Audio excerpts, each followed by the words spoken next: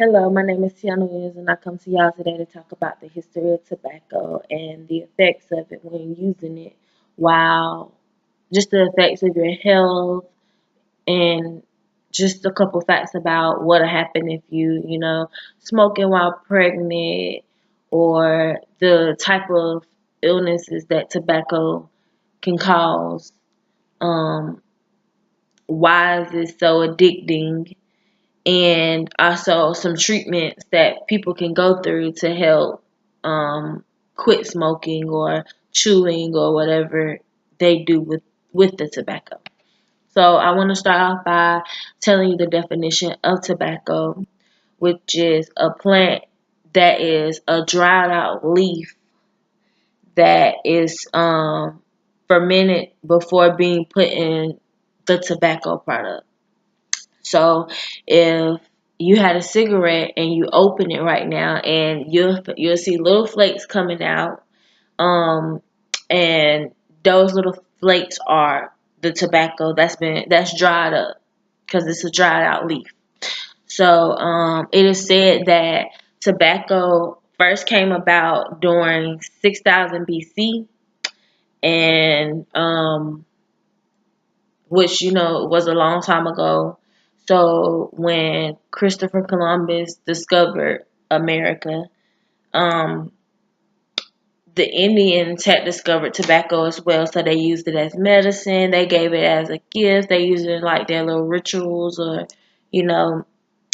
So finally, the in 1826, nicotine was discovered, which nicotine is what makes cigarettes so addicting. So it is said that tobacco helped um,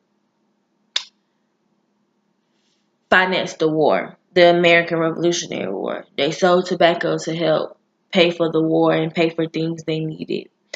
And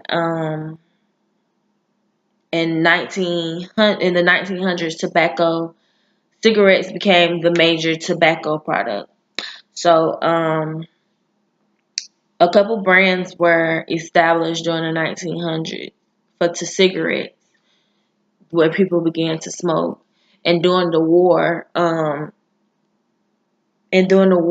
like World War I and II, um, cigarettes were known to be called as soldier smoke. And at first, it wasn't okay for women to smoke cigarettes, but later on, um, as time went on, women were able to smoke, and products, that's when sales of tobacco began to rise. So, in 1902, um, the Marlboro brand was created by British Philip Morris, and in 1913, the Camel brand of cigarettes were made by R.J. Ronalds. Um, so some things that can happen if smoking while pregnant is you can you can risk a miscarriage. You can also it can cause premature birth of the infant, stillbirth, infant death, and it can also cause different birth effects like learning disabilities. It can also cause like a cleft lip. Um, but the people one thing that I feel, people feel like they can't be affected if they're not smoking, but if you're around people that smoke, you can be affected by the smoke. Um, and they call those people who don't smoke but are around smokers secondhand smokers. And that's, of course, like I said, when you're sitting or standing next to someone that is smoking, you're still coming in contact with that smoke, which could cause health problems with you as well. It can also cause um, lung cancer, like it causes for smokers. Um, It can cause coughing, reduced lung function, pneumonia, bronchitis. In children, it can cause ear infections, severe asthma, and also lung infection. Um, so it's very important for people to know the risk that they're putting themselves in by smoking or being around people that smoke. Smoking is not healthy for your body. Smoking cigarettes is the number one cause of lung cancer today. Um, so I just feel that this needs to be stressed that smoking is not good. Even though you tell people that smoking is not good, some people don't understand. And the nicotine in the cigarette has something to do with that. The nicotine is so addicting that it changes around the chemicals in your brain. So it makes you feel like, oh, I need it, I need it, I need it. But really, you really don't need it because it's not going to have a good effect on your body in the long run. So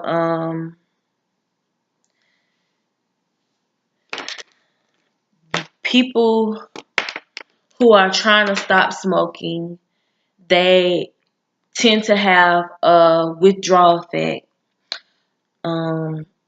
And I mean, a withdrawal symptoms, I'm sorry.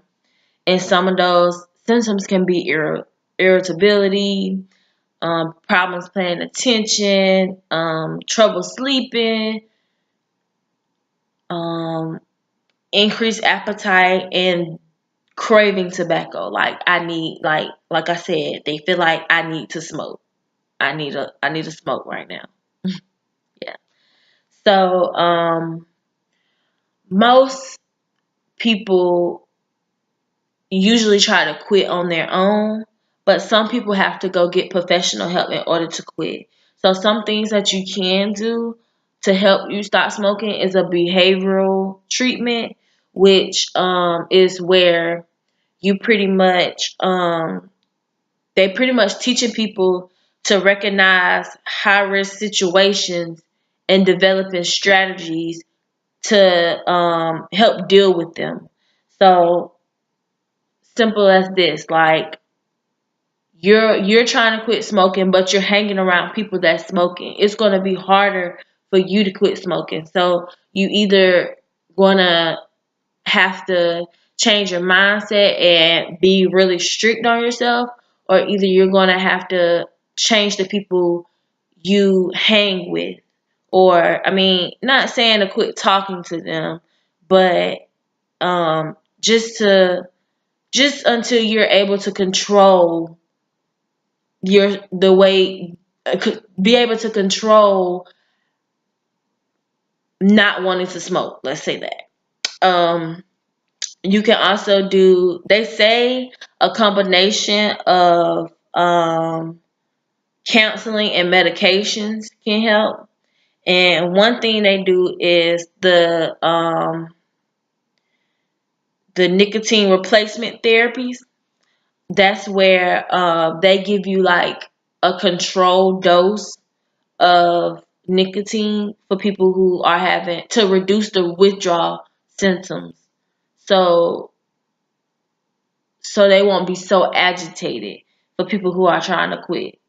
Um, but like I said, it's very important that you take care of your body because smoking can really cause a bad can really cause serious health issues in your body, and you don't want that in the long run.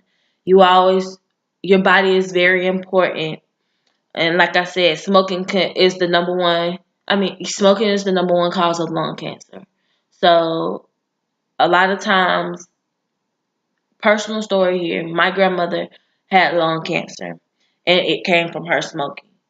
So smoking is not healthy for your body, and I hope me stressing this will help anyone who is trying to quit to try at least to get some help, some professional help if you have to. Thank you.